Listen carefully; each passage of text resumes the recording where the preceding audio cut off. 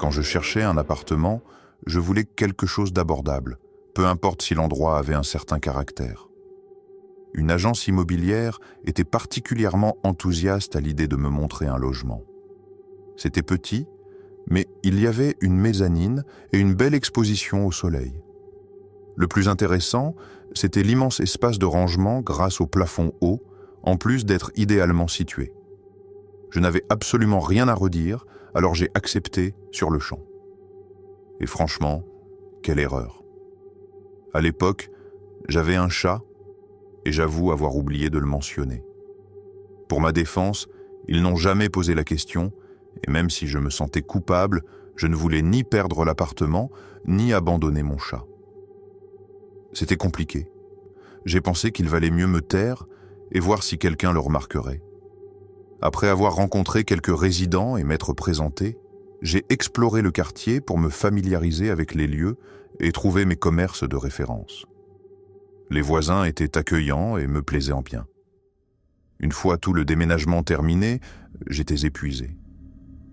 Cette nuit-là, j'ai seulement déballé l'essentiel. Mon chat se comportait bizarrement, il restait près de la porte d'entrée et feulait occasionnellement. J'ai supposé que c'était à cause du nouvel environnement, alors je n'y aurais pas prêté attention. Mais ensuite, mon chat a émis un grognement sourd, ce genre de bruit qui vous est probablement familier, qui m'a un peu déstabilisé parce qu'il ne faisait habituellement pas ce son. Je me suis dit qu'il y avait peut-être un autre chat dans les parages et j'ai essayé d'ignorer ça. Je me suis endormi rapidement, épuisé par le déménagement, mais mon chat n'arrêtait pas de grogner. Nuit après nuit, un soir, je me suis approché sur la pointe des pieds, essayant de comprendre ce qui le dérangeait. J'ai réalisé qu'il y avait quelqu'un de l'autre côté de la porte. Je ne parle pas de quelque chose de surnaturel, je parle d'un être humain. Vous savez, quand on voit l'ombre des pieds à travers l'espace sous la porte? C'est exactement ce que j'ai vu. J'ai voulu ouvrir la porte brutalement et confronter qui que ce soit, mais les risques étaient trop élevés et je ne me sentais pas en sécurité. Qui que ce soit dehors n'était pas normal. Qui se tient devant la porte de quelqu'un en plein milieu de la nuit? J'étais terrifié. Je vivais seul en tant que jeune femme et quelqu'un était dehors ma porte pour des raisons incompréhensibles. La seule chose que je pouvais faire était de me réfugier dans ma chambre avec mon chat et d'attendre le matin. Mon chat continuait de grogner et j'ai à peine dormi cette nuit-là. Après cela, dormir est devenu difficile. Je voulais quitter l'appartement, mais j'étais engagé dans un bail à long terme et ne pouvais pas partir sans perdre beaucoup d'argent. Je n'avais pas non plus de famille vers qui me tourner. Il me restait 3 mois avant de pouvoir déménager, alors je m'accrochais à cette idée. Le stress a fini par m'atteindre. J'ai consulté un médecin qui m'a dit que je souffrais de stress et j'ai même perdu du poids. Je suis resté chez une amie pendant quelques jours, mais après un moment, je me sentais comme un fardeau, alors je suis retourné à mon appartement. J'ai décidé de me montrer davantage dans la résidence, espérant mieux m'entendre avec mes voisins et leur faire savoir que j'allais bien. Mais quand je les croisais et les saluais, j'étais choqué que chacun d'entre eux, d'une manière ou d'une autre, mentionne mon chat ou les chats en général.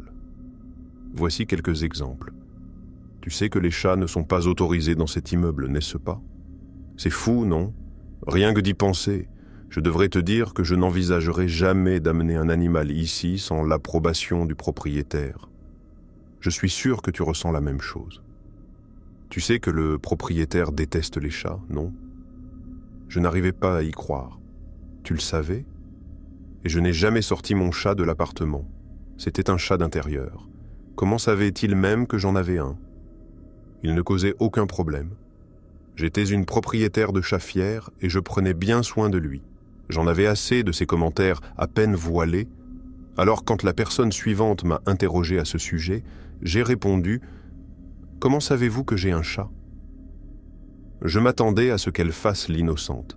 Mais la réponse de ma voisine m'a choqué parce que nous prenions tous des tours pour surveiller.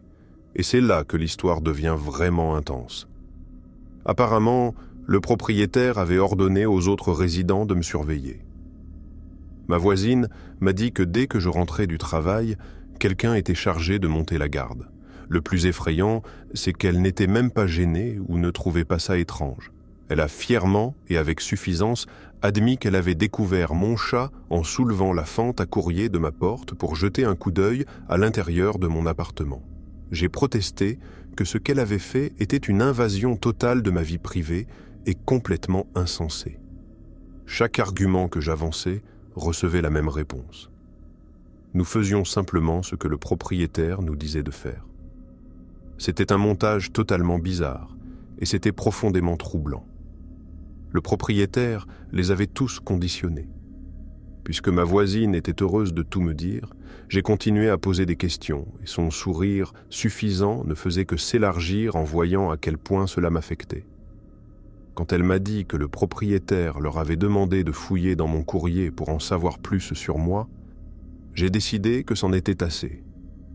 J'ai immédiatement appelé l'agence immobilière et les ai informés que je partais, et heureusement, ils ont été compréhensifs et je n'ai pas perdu d'argent. Maintenant, je comprends pourquoi un si bel endroit dans un si bon emplacement était si bon marché. Je peux en rire maintenant, et ça fait une bonne haute histoire, mais c'est toujours profondément troublant pour moi. Aujourd'hui, je vis dans un meilleur endroit. Pas de bizarreries à l'extérieur, pas de problèmes avec les animaux et pas de propriétaires fous. Parfois, un bon endroit vaut le prix. Et si quelque chose semble trop beau pour être vrai, c'est généralement le cas. Je vais continuer avec les autres histoires. Mon mari, Jean et moi, possédons une boutique d'antiquités dans un vieux bâtiment bizarre en forme de grange qui compte 5 étages et plusieurs autres locataires, dont un restaurant. L'an dernier, Halloween tombait un lundi. Nous avons fermé la boutique à 17h et sommes allés dîner tôt de l'autre côté de la ville. Peu après, vers 18h30, nous avons reçu un appel de notre société de sécurité concernant une détection de mouvement au niveau inférieur. Puis, une autre alerte est arrivée. Nous sommes partis en toute hâte, mais on pensait que c'était un oiseau ou un rat. Nous n'avons pas de rat, mais vous savez, ça devait être quelque chose. Peut-être même un chat ? C'était bien trop tôt pour une effraction après tout. Je suis entré au niveau principal à l'étage, j'ai désactivé l'alarme et j'ai commencé à manipuler bruyamment les clés et la grande grille en fer, l'une des nombreuses choses qui séparent les étages la nuit. Jean a vérifié le périmètre extérieur pour repérer des signes d'effraction. Rien. Les portes et les fenêtres étaient toujours intactes. Ça devait absolument être un oiseau, un rat ou un chat. La poussière avait disparu depuis longtemps. Les ombres s'étaient installées et commençaient à prendre le dessus. Maintenant, les armoires se dressaient dans l'obscurité. Des armoires et rien d'autre. Bien. Je suis descendu à l'endroit où l'alarme s'était déclenchée, confiante que Jean me suivrait. Après tout, c'était un rat, un chat ou un oiseau. Je suis habitué aux bâtiments dans l'obscurité. Alors j'ai simplement allumé la lampe de mon téléphone, pas les lumières du plafond, et j'ai marché hardiment comme si j'étais chez moi. J'ai regardé dans le coin où se trouvait le détecteur de mouvement. Rien. C'était juste un œil rouge qui clignotait machinalement en me regardant. Pas de rat, pas de chat, pas d'oiseau. Je me suis retourné et suis allé dans l'autre sens pendant que Jean fouillait quelques allées plus loin, et c'est là que je l'ai vu. Un kit de cambriolage posé au milieu du sol, des coupes-boulons, un extincteur, juste là, à attendre. Je n'ai jamais ressenti une telle terreur aussi rapidement. Après tout, il n'y avait pas de fenêtre ou de porte brisée, donc il était toujours là dans le noir avec moi. J'ai sifflé. « Jean, Jean, Jean, s'il te plaît, s'il te plaît, s'il te plaît. » Il ne m'entendait pas, je ne pouvais littéralement pas crier, comme dans ces stupides cauchemars. Ma voix était bloquée. Il n'y avait que moi, le faisceau de lumière, les outils de cambriolage et une présence hostile qui rôdait dans les ombres poussiéreuses pendant que je murmurais pour que quelqu'un vienne me sauver. Finalement, 1000 ans ou peut-être 10 secondes plus tard, Jean s'est demandé pourquoi j'étais pétrifié dans le couloir et est venu voir. Il a vu ce que je montrais du doigt, figé, et a fait « Oh !» Nous avons filé vers la porte d'entrée pour appeler le 17 et attendre, abandonnant le bâtiment aux cambrioleurs. 5 minutes interminables plus tard, la police est arrivée et n'a d'abord pas été très impressionnée par notre découverte, un pied de biche et un extincteur. Jusqu'à ce que nous montrions les images de vidéosurveillance qui révélaient l'horreur réelle. Le visage de mon nouveau démon de paralysie du sommeil. Ce type, comme c'est évident, est bâti comme une armoire à glace athlétique. Il s'était accroupi sur un palier derrière une bibliothèque quand nous avons fermé et nous avait regardés, moi et mon personnel, verrouillés. À ce moment-là, calme comme jamais, il est sorti et s'est dirigé vers les toilettes des hommes dans le couloir en bas. Cette zone n'est pas configurée pour la détection de mouvements pour diverses raisons. Il y est resté un moment, se déplaçant avec la porte ouverte. Il s'est fabriqué un masque en utilisant l'un des nôtres et une couronne de fleurs artificielles pour le maintenir. Il a regardé droit dans la caméra, à visage découvert, puis a mis le masque, l'a fixé un moment et a finalement enfilé ses gants. Il a empilé quelques valises vintage solides devant la grande grille en fer et l'a franchie d'un bond comme si ce n'était rien. Il a couru dans le couloir, déclenchant l'alarme silencieuse de 18h30 et a fait le tour de l'étage. Il est revenu dans le couloir, a déplacé une échelle pour revenir de l'autre côté de la grille et bizarrement a juste répété cela plusieurs fois. Puis il est allé au sous-sol, s'est faufilé dans un espace de 38 cm au-dessus d'une autre grille en fer, puis est revenu dans le couloir et a encore fixé la caméra. Il se déplaçait rapidement, montant et descendant, d'avant en arrière, en haut et en bas, style parcours presque. Puis il a sorti les outils, a ouvert l'un de nos coffres-forts en acier avec le pied de biche et a volé une poignée de nos clés pour accéder aux vitrines. À ce moment, il m'a entendu manipuler la grille et les clés à l'étage. Il a abandonné les clés volées et les outils et s'est caché, m'observant pendant qu'il attendait. Quand nous sommes sortis pour appeler le 17, il est retourné au sous-sol. Au sous-sol, il y a un accès à un tunnel de terre qui fait le tour du périmètre du bâtiment. Il a forcé la porte et est entré, une araignée de la taille d'une assiette y vit. Il n'avait pas de lumière, c'est boueux et humide. C'est en un mot pétrifiant. Il y a une très petite trappe de sortie si on parcourt tout le chemin et qu'on prend les multiples tournants qui débouchent dans la cuisine animée d'un restaurant où l'on devrait passer devant des rangées de cuisiniers pour sortir dans le restaurant proprement dit avec des caméras aussi, puis sortir par leur porte d'entrée, couverts de boue, ce qui laisse des traces. Je parle d'expérience. Quand nous l'avons trouvé, il y avait cette entrée claire dans le tunnel, mais pas de traces de sortie, pas d'empreintes boueuses. Personne ne sortait sur les caméras du restaurant et les cuisiniers n'ont rien remarqué. Revoir les images, chronométrer tout, tracer son chemin de caméra en caméra et fouiller soigneusement le bâtiment a pris des heures. À la fin, nous tous, y compris la police, commencions à perdre notre sang-froid collectif et à paniquer. Il n'y avait plus de calme quand même, les gars, avec des armes, étaient secoués. Après tout, où diable était-il passé? Jean et les 2 agents n'avaient pas d'autre choix que de parcourir le tunnel de terre. Les policiers ont jeté un coup d'œil et ont dit « Absolument pas ». Jean a insisté, alors ils l'ont fait marcher en tête.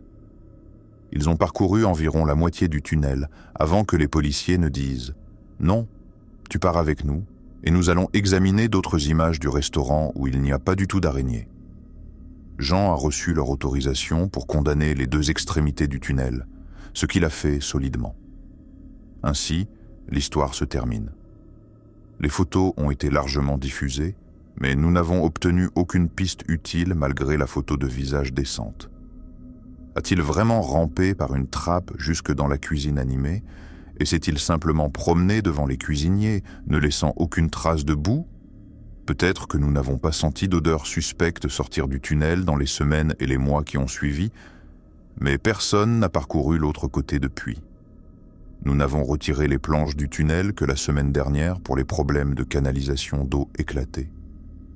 J'ai juré que j'utiliserais un crâne dans mon décor d'Halloween cette année s'il est vraiment mort là-dedans. La petite cousine de mon ex-copine travaillait pour une entreprise de nettoyage en ville. On lui avait assigné la même maison 3 jours par semaine, celle d'un vieil homme riche qui vivait seul. Puis un jour, ils ont eu une sorte de désaccord. Il a déposé une plainte auprès de l'entreprise de nettoyage et elle a été virée. Elle s'est mise à déblatérer sur l'idiotie de ce type, sur le fait qu'il avait tout cet argent mais personne avec qui le partager, et sur le fait qu'il gardait son gros coffre-fort caché au fond d'un de ses placards.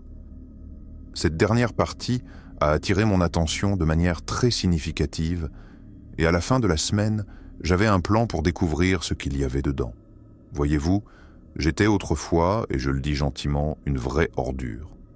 J'ai purgé ma peine, donc je n'ai pas de regrets, mais pendant un temps, je gagnais ma vie en tant que criminel de carrière, je m'en suis tiré avec des dizaines de vols violents et de cambriolages, et même s'il n'a fallu qu'une affaire pour détruire ma vie, ce n'était pas celle pour laquelle j'aurais préféré être attrapé. Cela n'a probablement pas beaucoup de sens pour certains d'entre vous, et à la fin de ce que je vais vous raconter, je ne peux pas garantir que ce sera plus clair, mais ça me va, parce que cela fera 2 d'entre nous qui n'y comprenons rien.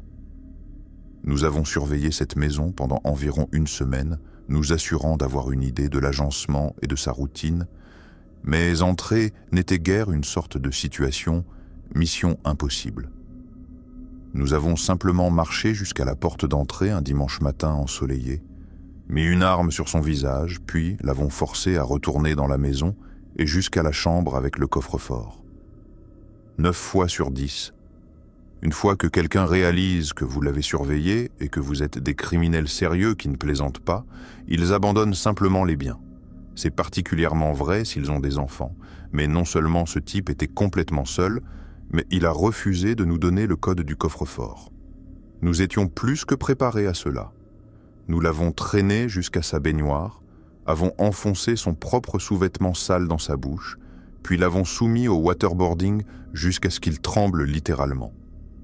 Nous n'avions eu à torturer quelqu'un qu'une seule fois avant cela et je ne peux pas dire que j'ai apprécié.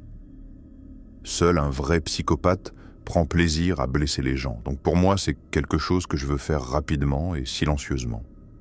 Le waterboarding est parfait pour ça. Il n'y a pas de cris, la personne n'est jamais vraiment en danger et c'est si effrayant que je n'ai jamais vu personne tenir plus de quelques minutes. Mais notre célibataire d'âge moyen le supportait comme un champion, bien plus longtemps que nous ne l'avions prévu. Nous avons retiré le sous-vêtement de sa bouche, lui avons demandé le code à nouveau, mais il a juste serré les lèvres pour essayer de nous empêcher de lui remettre son caleçon trempé dans la bouche. Nous avons fait peut-être 5 ou 6 cycles de cela, et il n'a pas dit un mot. Puis finalement, il a parlé, et je jure devant Dieu que je n'oublierai jamais ce qu'il a dit aussi longtemps que je vivrai. « Tuez-moi, s'il vous plaît. » Il était brisé, ou presque, en tout cas. Sa voix semblait sur le point d'éclater en sanglots à tout moment. Je pense que sa réponse était si inattendue qu'elle n'a pas vraiment été comprise par l'un de mes partenaires, qui a soudainement essayé cette approche de gentil flic. « Écoute, personne n'a besoin de mourir, vieux. Donne-nous juste le putain de code. » Il a secoué la tête, a remis le caleçon dans sa bouche et tout a recommencé. Quelques cycles de plus, et il a décidé de parler à nouveau. « Ce n'est pas ce que vous pensez. S'il vous plaît, arrêtez. » L'un de mes partenaires l'a sorti de la baignoire, s'est assis sur sa poitrine, puis nous a dit de couvrir sa bouche avant d'enfoncer un tasseur dans ses parties. Après cela, il était prêt à parler. Il nous a donné le code, nous l'avons entré dans le pavé numérique, et puis hop, la porte s'est déverrouillée et nous l'avons ouverte pour voir qu'il avait raison. Il n'y avait rien dedans. Rien de valeur évidente, en tout cas. Il y avait juste un tas de ce qui ressemblait à des livres, et puis un tas de cassettes vidéo VHS. C'est là que nous avons commis une grave erreur de jugement. Nous étions aussi furieux que vous pouvez l'imaginer, et dans notre désespoir, l'un de mes partenaires s'est précipité dans les autres chambres à la recherche de montres, de bijoux, de n'importe quoi pour s'assurer que nous ne repartions pas complètement les mains vides. Moi et l'autre partenaire sommes restés pour surveiller notre otage et fouiller un peu le coffre-fort à la recherche de quelque chose de caché. Après tout, la chose intelligente à faire est de dissimuler les choses, non? Nous faire croire que nous avons fait une erreur alors qu'en réalité, tous les diamants avaient été cousus dans la reliure d'un livre ou secrètement cachés dans la coque d'une vieille cassette VHS. Alors comme je le disais, nous commençons à vider le coffre-fort, à déchirer ce qui s'est avéré être des albums photos et à ouvrir les cassettes VHS. Nous avons commencé par les cassettes, mais il n'y avait rien dans celles que nous avons cassées, donc nous nous sommes tournés vers les albums photos. Dans le deuxième que nous avons ouvert, nous nous sommes en quelque sorte figés. Je n'ai vu que quelques photos avant de refermer brusquement l'album, mais c'était trop tard. Je n'ai jamais oublié ce que j'ai vu dans ces photographies, et je serais damné si je donne une description détaillée, mais elles étaient mauvaises, vraiment mauvaises. Et les enfants qui y figuraient semblaient jeunes. Avant que je ne puisse réagir, mon partenaire a laissé tomber son album photo et s'est précipité sur l'otage. Je ne sais pas ce qu'il y avait dans les images qu'il a vues, mais elles ont simplement déclenché un interrupteur dans sa tête. Il a simplement saisi l'un des clubs de golf du gars, s'est approché et lui a fracassé le crâne d'un seul coup. Pas complètement, mais suffisamment. Notre autre partenaire est revenu avec quelques objets dans ses poches, mais a ensuite complètement paniqué à la vue qu'il a accueillie lorsqu'il est revenu dans la chambre. Nous savions tous que nous devions simplement sortir de là, quitter la ville un moment, voir le pays. Le gars était un banlieusard aisé battu à mort chez lui avec un stock d'images illicites d'enfants gisant sur le sol devant lui. Scandale ou non, les flics seraient à nos trousses, peut-être même les gendarmes s'ils pensaient que nous étions impliqués dans les trucs des albums photos. C'est donc ce que nous avons fait, disperser dans chaque direction et garder nos antennes dehors pour ceux qui allaient suivre. J'ai conduit jusqu'à quitter la région, loin dans une petite ville au milieu de nulle part. Un endroit assez agréable, mais pas trop agréable pour que ça ne me dérange pas de partir une fois que mon visage commencerait à apparaître à la télé ou quelque chose comme ça. Mais ensuite, un jour est passé, puis un autre, et un troisième. Et il n'y avait même pas un murmure de la part d'un journal, d'une radio ou d'une chaîne de télévision. Nous savions que les flics pourraient lancer un appel public à témoins. C'était juste une question de quand, et s'ils annonçaient qu'ils recherchaient là quelqu'un correspondant à notre description en relation avec le gars qui s'était fait avoir. S'ils ne le faisaient pas, alors cool, nous pouvions prendre une autre semaine ou deux et puis rentrer chez nous. Mais s'ils le faisaient, alors nous devions agir immédiatement. Dans cette optique, nous étions collés à la télé et aux nouvelles radios, nous attendant à ce que chaque information de dernière minute contienne nos noms ou visages ou quelque chose. Nous sommes restés là pendant des jours aussi, pensant que n'importe quel jour maintenant, nous allions en entendre parler. Mais quand nous l'avons finalement fait, ce n'était pas du tout ce à quoi nous nous attendions. L'homme que mon partenaire avait tué, ou plutôt le monstre que mon partenaire avait tué, a été déclaré disparu. Pas mort, pas recherché en relation avec toutes les saletés que nous avions trouvées, juste disparu. Il n'y avait aucune mention d'effraction, aucune mention de quoi que ce soit, sauf comment un membre très aimé de la communauté avait soudainement et inexplicablement disparu. Nous avons pensé que c'était une sorte de piège pour nous faire sortir de notre cachette, reprendre notre routine régulière, afin que les flics ou les gendarmes ou qui que ce soit puissent nous encercler, nous arrêter et nous enfermer à vie. Mais ça n'est jamais arrivé. J'ai fini par me faire arrêter pour quelque chose quelques années plus tard, et j'ai pensé que c'est à ce moment-là que le couperet allait tomber. Mais une fois de plus, ce n'est pas arrivé. J'ai été accusé de quelque chose totalement sans rapport avec ce qui s'est passé cette nuit-là, et j'ai fini par faire quelques années pour cambriolage, vol aggravé et trafic de biens volés. Cela fait des années maintenant, et je n'ai toujours rien entendu sur ce qui s'est passé cette nuit-là. J'ai même pensé à envoyer un tuyau anonyme aux flics ou quelque chose comme ça. Je sais que cela me mettrait en danger d'aller en prison, et cette fois pour de bon, mais parfois, je me sens comme si je devenais fou. Je sais que certaines personnes s'en tirent vraiment avec un meurtre, mais notre situation n'est pas de celle-là. Personne ne reconnaît même que quelqu'un est mort cette nuit-là, et bien que j'ai longtemps réfléchi à la raison pour laquelle cela pourrait être, c'est une perte de temps de deviner ou d'essayer d'y donner un sens. Je ne pense pas qu'il y ait beaucoup de sens à y donner, pour être honnête. Quelqu'un s'est assuré que ce que nous avons trouvé ne verrait jamais la lumière du jour. Que ce soit pour protéger quelqu'un ou protéger un groupe de personnes de, je ne sais pas, mais ce n'était certainement pas pour nous protéger. Quelqu'un sait ce qui s'est passé cette nuit-là en dehors de nous. Et c'est de savoir s'ils veulent ou non gérer les choses à leur façon qui me tient éveillé la nuit, même toutes ces années plus tard. Le début des années 80 était une sacrée époque pour être journaliste judiciaire dans le sud-est de la France. J'ai déménagé du Nord au printemps 1980, doublant presque mon salaire de 17 700 € par an à 31 000 €, ce qui pour un journaliste débutant était un sacré pactole à l'époque. Je ne travaillais même pas pour l'un des grands journaux marseillais. Je travaillais pour une publication plus petite et beaucoup plus locale. Vous connaissez peut-être le pionnier de Pinterest. C'est un fait très morbide du journalisme que, si ça saigne, ça fait la une. Et la diffusion du journal avait augmenté depuis que la violence liée à la drogue à Marseille avait commencé à déborder dans les banlieues. C'était des trucs vraiment macabres aussi. Nous parlons de représailles de gangs, de meurtres aléatoires, même d'attentats à la bombe. D'où mon nouveau salaire si bon. Mais ce que vous commencez à remarquer après un moment à couvrir ce genre de choses macabres, c'est l'effet corrosif que cela a sur la société en général. C'est comme si quelque chose entrait dans l'approvisionnement en eau ou infectait la conscience collective. Et pendant un temps, il semblait que presque chaque autre personne à Pinterest tramait quelque chose de louche.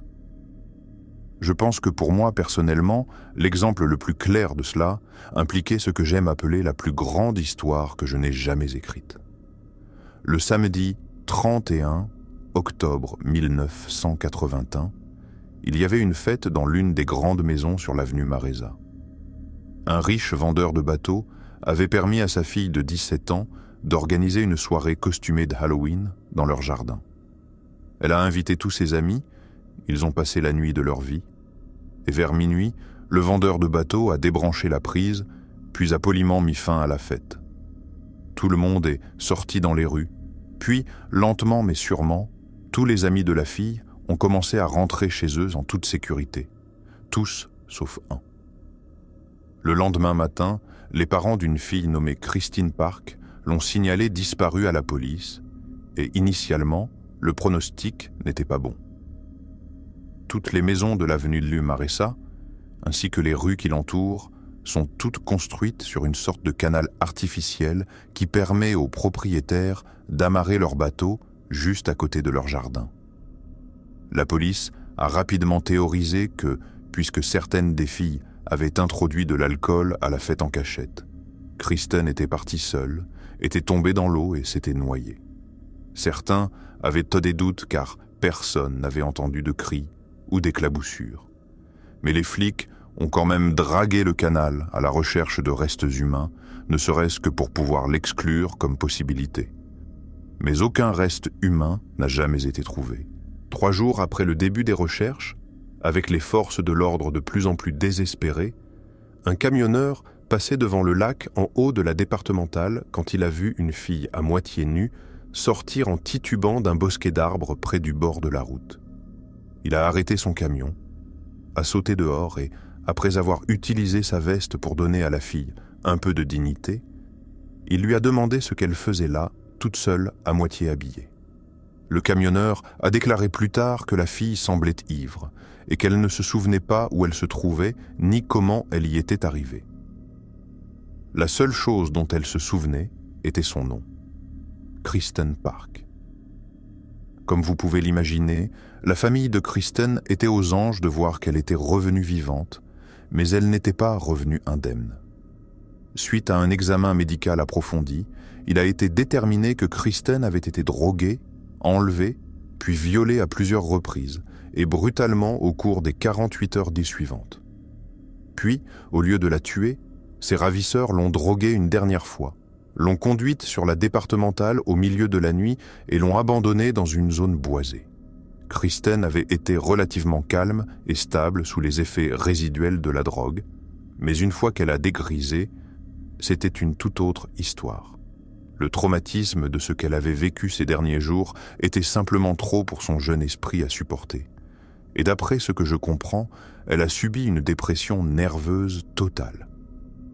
Elle a quitté l'école, a cessé de voir ses amis, et malgré un traitement assez radical de médicaments et de thérapie, Kristen est restée mentalement et émotionnellement handicapée par les horreurs qu'elle avait entrevues à travers le brouillard de sa mémoire. Mais ce qui a rendu les choses 1000 fois pires, c'est que la recherche de ses agresseurs s'est très rapidement arrêtée.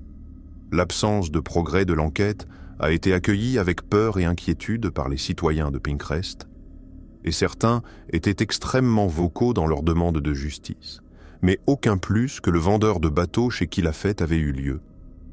C'est à ce moment que je dois changer certains noms pour nous protéger tous les deux de procès assez désagréables, j'imagine. D'après ce que je comprends, notre vendeur de bateaux est toujours un homme très procédurier. Et je détesterais vous voir puni pour me rendre le service de lire ceci à haute voix. Donc, au lieu de l'appeler par son vrai nom, je l'appellerai simplement par un autre, Monsieur Pierre. Pierre avait personnellement offert jusqu'à 10 000 € de récompense à quiconque aiderait à traduire en justice les agresseurs de Kristen, et avait même proposé d'engager un détective privé pour accélérer le processus.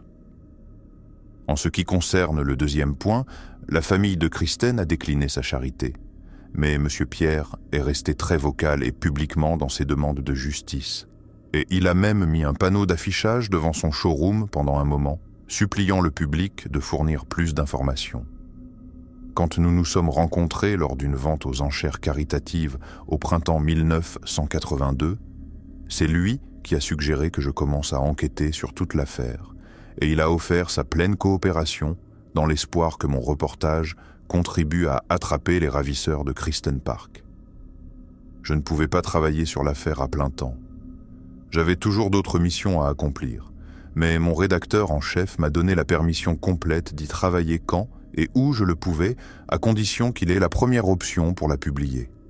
La police n'avait jamais arrêté ni inculpé personne pour l'enlèvement de Kristen, mais ils avaient quand même interrogé une poignée de suspects en relation avec l'incident.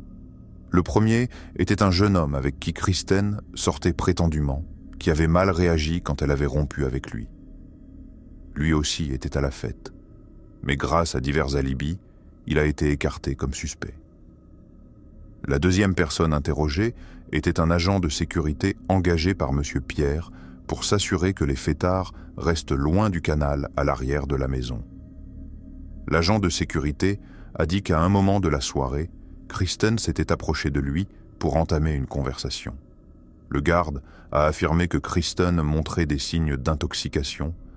Alors craignant que quelqu'un ait introduit de l'alcool à la fête, ce qu'ils avaient fait, il est allé informer M. Pierre. Pierre a ordonné à l'agent de sécurité de retourner dehors, de trouver la source de l'alcool, puis de la confisquer. Mais quand le garde est revenu dehors, Kristen Park était introuvable. Supposant qu'elle s'était simplement enfuie pour se cacher parmi la foule d'adolescents qui dansaient, le garde a simplement continué à faire son travail, essayant de déterminer d'où venait l'alcool. Il n'a pas revu Kristen ce soir-là, et ce n'est que le lendemain matin qu'il a appris qu'elle avait disparu. La troisième personne que les flics ont interrogée, et qui pendant un temps a été considérée comme leur principal suspect, était un ex-détenu qui vivait sur un chantier de construction sur l'île MTA. MTA est l'un des quartiers les plus aisés du sud de la France. La plupart des maisons y offrant plus de 1000 mètres carrés et des équipements haut de gamme tels que des cuisines gastronomiques, des caves à vin et de vastes espaces extérieurs. Ce qui soulevait la question, que faisait un ex-détenu sans emploi vivant là-bas? Eh bien, l'ex-détenu, un homme nommé Franck Joffre, avait pris l'habitude de squatter parmi les ossatures d'une maison à moitié construite, et en raison de quelques failles juridiques assez strictes, les autorités étaient incapables de l'expulser efficacement. D'une manière ou d'une autre, Joffre avait réussi à mettre la main sur un petit bateau qu'il utilisait pour naviguer vers les quartiers plus riches aux abords de Pinecrest, avant de s'enfuir après avoir commis de petits actes de vol et de vandalisme. Joffre avait été arrêté environ une demi-douzaine de fois, principalement pour des choses comme l'intrusion ou le harcèlement. Mais ce n'est pas pour cela qu'il a été condamné. Voyez-vous, environ 20 ans plus tôt, Joffre avait été arrêté après avoir enlevé la fille de 14 ans de son voisin. Il l'avait fourrée dans sa voiture alors qu'elle rentrait de l'école. Et si ce n'était pas pour plusieurs témoins signalant la plaque d'immatriculation de la voiture, on ne sait pas ce que Joffre aurait fait à cette fille. Les flics l'ont arrêté alors qu'il essayait de conduire la fille vers la Camargue. Et il a passé 16 ans en prison pour enlèvement aggravé après avoir essayé et échoué à combattre l'affaire. Eh bien, maintenant Joffre était libre et apparemment il recommençait ses vieux tours. C'est M. Pierre qui a attiré l'attention des flics sur Joffre en premier lieu. Sa famille avait eu le malheur d'avoir plusieurs démêlés avec l'homme, y compris un incident au cours duquel il avait fichu la trouille à la fille de Pierre, alors âgée de 16 ans, pendant qu'elle prenait un bain de soleil. Joffre faisait des siennes depuis sa sortie de prison, et au printemps 82, il constituait le suspect le plus probable des flics dans l'enlèvement de Kristen Park. Il a été interrogé à plusieurs reprises. Et ses alibis quant à ses allées et venues la nuit de l'enlèvement étaient apparemment fragiles au mieux, mais le manque de preuves solides le reliant au crime l'a protégé de l'arrestation ou des charges. Il semblait que ce n'était qu'une question de temps, avant que la police ne puisse recueillir suffisamment de preuves contre lui. Cependant, suite à un cambriolage dans un magasin d'articles nautiques de Pinecrest, la police a tenté de l'arrêter. Mais quand ils sont arrivés à son squat à moitié achevé, il a ouvert le feu sur eux avec un pistolet de calibre 45, et comme vous pouvez l'imaginer, les flics n'étaient pas vraiment ravis que Joffre ait soudainement décidé de partir en beauté. Néanmoins, ils l'ont obligé, et suite à une pluie de balles et de plomb, le suspect numéro 1 dans l'enlèvement et l'agression de Kristen n'était plus. J'ai parlé à M. Pierre après la mort de Joffre, et bien qu'il ait exprimé des regrets que le principal suspect de l'affaire ne verrait jamais la vraie justice, il a dit qu'il y avait des façons bien pires pour que quelque chose comme ça se termine. Et pour être honnête, j'étais enclin à être d'accord avec lui. Après avoir couvert des crimes graves dans toute la région et plus au nord pendant 5 années complètes, je savais très bien que lorsqu'il s'agit de prédateurs d'enfants, le risque de récidive ne disparaît jamais vraiment. Sa mort aux mains de la police n'était peut-être pas la vraie justice, mais c'était une sorte de justice tout de même. Et pour les habitants de Pinecrest, c'était comme si un grand poids avait été retiré de leurs épaules. Il semblait que Joffre avait décrit la fin de mon article pour moi, partant dans un dernier éclat de gloire, pour ainsi dire. Je pensais que tout ce que j'avais à faire était de régler quelques détails en termes d'informations que j'avais recueillies. Ensuite, j'écrirai un article si complet et approfondi que lorsque je le remettrai à mon rédacteur en chef, je pourrais aussi bien agrafer une demande d'augmentation sur la couverture. Mais alors, ces détails se sont avérés être comme un fil lâche dans un pull tricoté. Et plus je tirais dessus, plus toute l'histoire, telle que je la connaissais, commençait à se défaire sous mes yeux. Joffre avait 2 alibis pour la nuit de l'enlèvement de Kristen. Pour se déplacer, il devait soit conduire son bateau, soit marcher, ce qui explique comment il s'est retrouvé, ivre-mort, à passer devant la maison de son voisin la nuit de l'enlèvement. De son propre aveu, Frank Joffre avait été, et je cite, « ivre comme un cochon », et avait hurlé si fort en passant devant la maison de son voisin que ce dernier était venu à sa fenêtre pour lui lancer un regard très désapprobateur. Joffre a affirmé qu'il s'était regardé dans les yeux assez longtemps pour qu'il fasse un doigt d'honneur à son voisin, puis, après lui avoir crié d'aller se faire voir, pour ainsi dire, le voisin a fermé ses rideaux et s'est probablement rendormi. Mais quand les flics sont allés interroger ce voisin concernant l'échange, il a prétendu que cela n'était jamais arrivé. Personne n'avait de raison de douter de l'homme. Il n'aimait peut-être pas Joffre, mais sûrement pas au point de se parjurer devant un tribunal, n'est-ce pas? Pourtant, c'est ce point d'intérêt particulier qui m'a d'abord fait réaliser que tout n'était pas comme il semblait l'être. J'ai entendu d'un officier, qui restera anonyme évidemment, que le voisin avait modifié son histoire une fois qu'il a réalisé que la liberté de Joffre était en jeu. Au début, il a dit qu'il avait entendu Joffre rentrer chez lui, mais plus tard, il a changé son histoire pour dire qu'il avait supposé que c'était Joffre qui rentrait chez lui, mais qu'il ne l'avait jamais réellement vu. Il ne s'était pas levé, et il n'avait certainement pas fermé ses rideaux après que Joffre lui ait fait un doigt d'honneur. Tout le monde savait en quelque sorte que le gars mentait. Je crois les flics quand ils disent qu'ils développent un sens pour détecter le mensonge, parce que j'ai développé exactement la même chose au fil des ans. Mais si le gars était vraiment dérangé, et qu'il détestait tellement Joffre qu'il était prêt à se parjurer, alors il n'y avait pas grand-chose qu'il pouvait faire pour l'en empêcher, surtout quand il constituait un bouc émissaire si pratique. Le second des deux alibis de Joffre provenait d'un bar où il s'était rendu tard dans la nuit, un petit endroit près de la plage du Cap Français, nommé chez Buddy.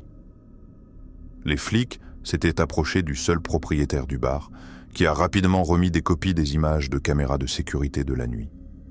Pourtant, quand il s'est agi d'entrer les images en preuve, ils ont décidé que ce n'était pas une image assez claire de Joffre et ont refusé de l'entrer. Mais ensuite, au lieu de rendre la propriété du propriétaire du bar, ils ont négligé de le faire. J'ai découvert cela quand je suis allé lui parler, et comme c'était juste une cassette VHS vierge, le gars n'était pas exactement prêt à engager un avocat pour ça. Mais il était toujours furieux à ce sujet et l'a utilisé comme point de départ pour se plaindre des flics auprès de moi pendant environ 10 minutes d'affilée. Je l'ai juste laissé parler, puis j'ai essayé de ramener la conversation vers les images de la caméra de sécurité. Il s'avère qu'il avait la bande originale sur place et était plus que disposé à me la montrer. Maintenant, gardez à l'esprit que c'était en 1982 donc. Même les images de caméras de sécurité les plus avancées étaient encore très floues par rapport au genre d'images cristallines que vous pouvez filmer aujourd'hui. Mais Frank Joffre n'était pas exactement discret. Il aimait les couleurs vives, ne portait jamais qu'un débardeur, un short de bain et une paire de sandales, et avait une mèche de cheveux blonds décolorés, comme une sorte de mohawk désordonné. Je suppose que son style vestimentaire faisait partie des raisons pour lesquelles il était si facile à identifier quand il s'agissait de tous ces petits délits. Quand le propriétaire de chez Buddy m'a montré les images de sa caméra de sécurité de cette nuit-là, il y avait Frank, clair comme le jour. On ne pouvait pas voir son visage, et je suppose qu'en théorie, cela aurait pu être quelqu'un qui ressemblait et s'habillait comme lui par hasard. Je n'avais jamais personnellement rencontré le gars, mais d'après la façon dont il avait été décrit, j'étais convaincu que vous auriez pu montrer ces images à peu près à n'importe qui le connaissait, et ils auraient dit « c'est Frank Joffre », et il n'y aurait eu aucun doute que c'était lui. En fait, à peu près la seule question que j'avais était comment diable ces images n'avaient pas passé le test d'une identification positive. Pour obtenir une réponse, j'ai fini par contacter l'un des flics qui avait participé à l'enquête avant la mort de Joffre. Il m'a dit que sur les conseils d'un avocat très en vue avec qui ils avaient pris contact, on leur avait dit que les images étaient inutilisables aux yeux de la loi. Si elles n'affichaient pas de traits faciaux distinctifs, de cicatrices ou de tatouages, alors elles ne pouvaient pas être utilisées par les futurs avocats de la défense de Joffre et ne constituaient donc pas un alibi digne d'être pris au sérieux. Je me souviens lui avoir dit que si c'était moi dans un jury, je n'aurais aucun problème à considérer cela comme une preuve solide si l'homme lui-même se tenait là, juste devant moi, avec cette même mèche de cheveux blonds correspondant à celle sur la cassette vidéo. Mais le flic à qui j'ai parlé a juste secoué la tête et m'a dit que c'était hors de son contrôle. Et sur les conseils de cet avocat très en vue, les supérieurs avaient déclaré que la bande n'était pas un alibi suffisant et que Joffre devait rester le principal suspect de l'affaire. Pour moi, cela semblait être une énorme erreur. Donc j'étais très curieux de savoir qui était ce sage personnage d'avocat. Le flic a passé un coup de fil, puis m'a dit que l'avocat avait été recommandé par nul autre que Monsieur Pierre.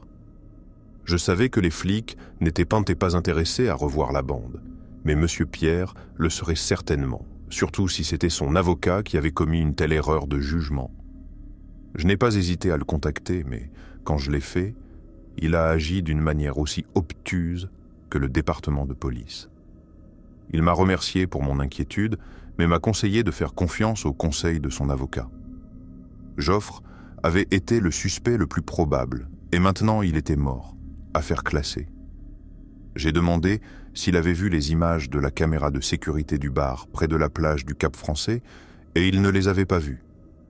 Mais ensuite, quand je lui ai dit que j'envisageais fortement la possibilité que l'agresseur de Kristen Park n'ait pas été Joffre et que le vrai était toujours quelque part dehors, Monsieur Pierre s'est soudainement énervé contre moi. Je me souviens qu'il a demandé « Pour qui te prends-tu, mon pote ?» Puis, de façon détournée, il m'a accusé d'essayer de profiter d'une tragédie pour faire avancer ma carrière. Je lui ai dit que c'était la dernière chose que j'essayais de faire, et que la seule chose qui comptait pour moi était de trouver l'agresseur de Kristen avant qu'il ne blesse quelqu'un d'autre. Monsieur Pierre a alors répondu que si c'était vraiment le cas, alors je respecterais les opinions et les jugements de ceux plus qualifiés que moi. Quoi de moins ne ferait sans doute qu'augmenter la douleur et la souffrance des personnes affectées.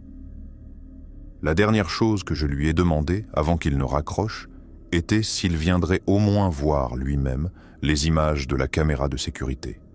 Et après cela, la ligne téléphonique est devenue silencieuse. Ce que Pierre a dit à propos d'augmenter seulement la douleur et la souffrance a tourné dans mon esprit pendant les 2 jours suivants. Et j'ai vraiment lutté avec la possibilité que, au fond, mes motivations étaient vraiment entièrement égoïstes. J'ai supposé que, dans son esprit, faire croire à la famille Park que Joffre était l'agresseur de Kristen leur donnait un certain degré de fermeture, et les convaincre du contraire était simplement inacceptable pour Monsieur Pierre, qui ne doutait pas de vouloir que tout ce chapitre morbide de sa vie soit terminé. Mais pour moi, traduire le véritable agresseur en justice était le plus grand cadeau que quiconque pourrait leur offrir. La famille Park n'avait pas besoin d'un sentiment de justice. Ils avaient besoin de vraie justice, et avec chaque jour qui passait, il semblait de plus en plus que c'était à moi de la leur fournir. Je n'avais jamais contacté Kristen auparavant. Je ne pensais pas en avoir vraiment besoin. Mais en me heurtant à un mur si solide, j'ai pensé que je n'avais pas d'autre choix que d'explorer toutes les pistes d'enquête possibles. Kristen avait évidemment été interrogée de manière approfondie suite à son épreuve, mais je devais m'assurer que les flics n'avaient rien manqué. J'ai donc appelé ses parents et demandé si je pouvais lui parler. Comme je l'ai déjà mentionné, Kristen avait beaucoup de difficultés à se remettre de son épreuve, donc ses parents n'étaient pas très enthousiastes à l'idée qu'elle parle à un journaliste, surtout pas d'une publication aussi mineure. Mais après une longue conversation sincère avec le père de Kristen, Patrick, il m'a invité chez lui pour parler avec sa fille. Au début, Kristen m'a dit très peu de choses que je ne savais pas déjà, et tout ce qui était nouveau était assez peu pertinent pour que je comprenne pourquoi cela avait été omis des rapports. La seule chose qu'elle avait mentionnée et que j'ai jugée digne d'être notée était que l'un de ses agresseurs sentait la cannelle. Ce petit détail ne figurait dans aucun des rapports de police, mais quand j'ai demandé à Kristen pourquoi elle avait omis de le mentionner auparavant, elle m'a dit qu'elle l'avait fait à de nombreuses reprises, en fait, et n'avait aucune idée pourquoi cela ne figurait dans aucun des rapports. Et ce n'est pas la seule chose qui n'avait pas trouvé son chemin dans les rapports de police. J'ai demandé si elle était 100% certaine que c'était son agresseur qui sentait la cannelle et pas juste une sorte d'odeur ambiante dans l'endroit où elle était détenue, comme un désodorisant ou quelque chose comme ça. Kristen m'a dit qu'elle n'avait jamais été aussi sûre de quoi que ce soit dans sa vie. Elle avait été principalement les yeux bandés, mais était certaine que, bien que ce soit 2 hommes qui l'aient enlevée, un seul d'entre eux l'avait jamais violée. Et chaque fois qu'il le faisait, Kristen sentait la douce cannelle sur l'haleine de l'homme. Avant de partir, j'ai remercié Kristen pour son temps et remercié son père d'avoir organisé la rencontre. Le détail sur l'haleine de cannelle de son agresseur était une information entièrement nouvelle pour moi, et je me demandais ce que j'allais encore découvrir. Il s'avère que le prochain grand détail était juste au coin de la rue. Presque tout le monde à Pinecrest connaissait Monsieur Pierre et sa fille, mais ça faisait presque 8 mois que j'enquêtais sur l'enlèvement avant que je réalise qu'elle n'était pas enfant unique. Pierre, qui avait organisé la fête, avait 2 enfants, une fille de 17 ans et un fils de 19 ans. Et si sa fille était une lycéenne populaire et performante, son fils n'avait pas été béni avec l'intelligence ou les compétences sociales. Le fils de Pierre, que j'appellerai simplement Junior, avait été diagnostiqué avec des difficultés d'apprentissage à un jeune âge et avait été transféré dans une école spécialisée. Mais c'est à peu près tout ce que quiconque savait sur le jeune Junior. On le voyait rarement en dehors de la maison familiale, et quand il l'était, il était toujours en compagnie de sa mère ou d'une sorte de gardien. Les enfants qu'il avait rencontrés disaient qu'il était bizarre et qu'il restait principalement dans sa chambre à regarder des films d'horreur et à lire des bandes dessinées.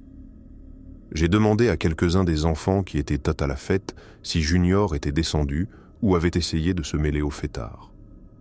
La plupart ont dit non, qu'ils ne savaient même pas que les Pierre avaient un fils.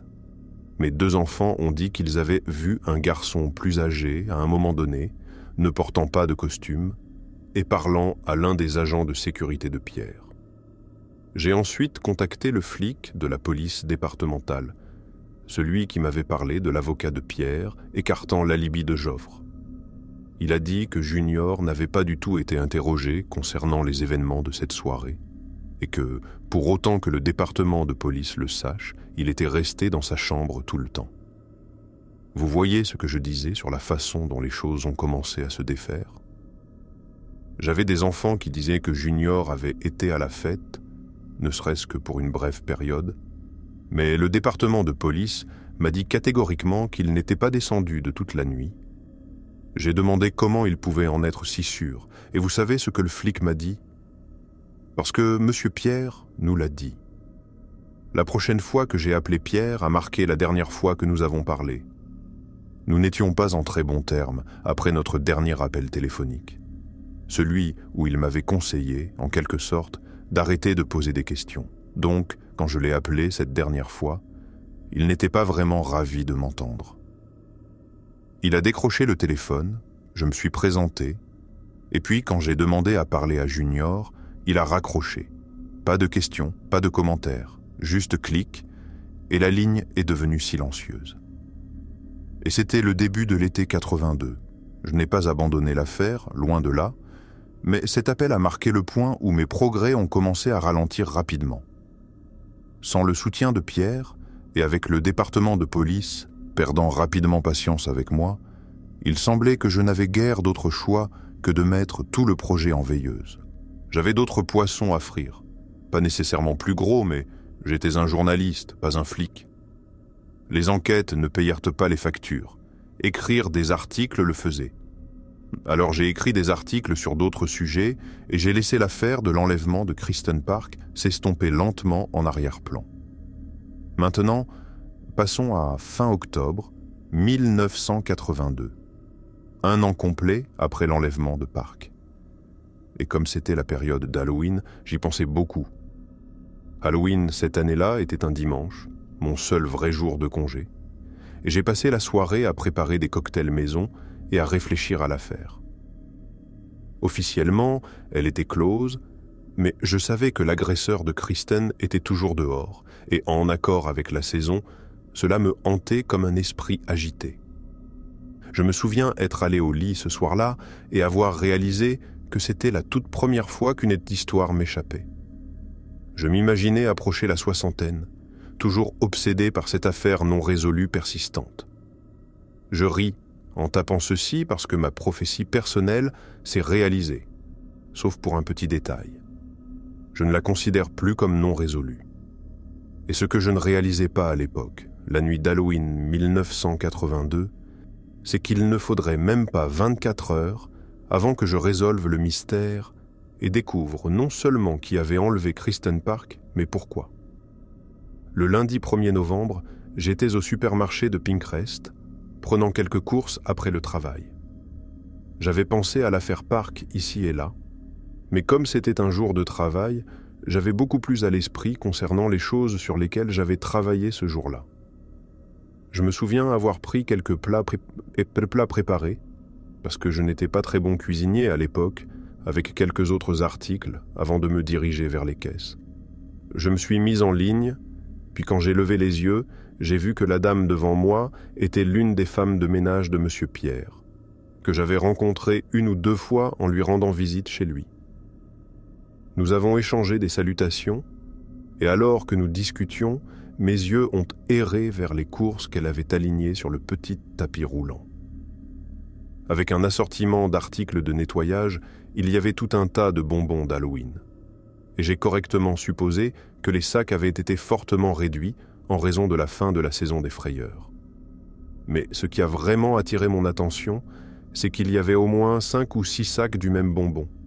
Et ce bonbon particulier était des Atomic Fireballs. Je me souviens avoir dit à Anessa, la femme de ménage de Pierre, que quelqu'un devait vraiment aimer ces bonbons. Je m'en souvenais de quand j'étais enfant, mais je n'ai jamais aimé ce nom. Fireballs. Avoir la bouche brûlée n'était pas ce que je recherchais dans un bonbon, donc je n'y ai jamais prêté attention en raison de leur nom seul. Et c'est la moitié de la raison pour laquelle j'ai fait le commentaire en premier lieu, me demandant juste quel petit psychopathe aimait l'idée de sucer une Atomic Fireball au lieu de peut-être un Jolly Rancher ou un Lemonhead. Anessa m'a regardé, a un peu ri, puis m'a dit qu'ils étaient tous pour le fils de M. Pierre, Junior, qu'il adorait ses bonbons plus que tout et qu'ils avaient probablement aidé un dentiste à s'acheter un bateau pour accompagner sa maison de vacances sur la côte d'Azur. À ce moment-là, Anessa emballait ses achats dans ses sacs en papier, et juste au moment où elle ramassait le dernier sac de Fireballs, elle a jeté un coup d'œil au sac, puis à moi, et a dit quelque chose comme « et cannelle ».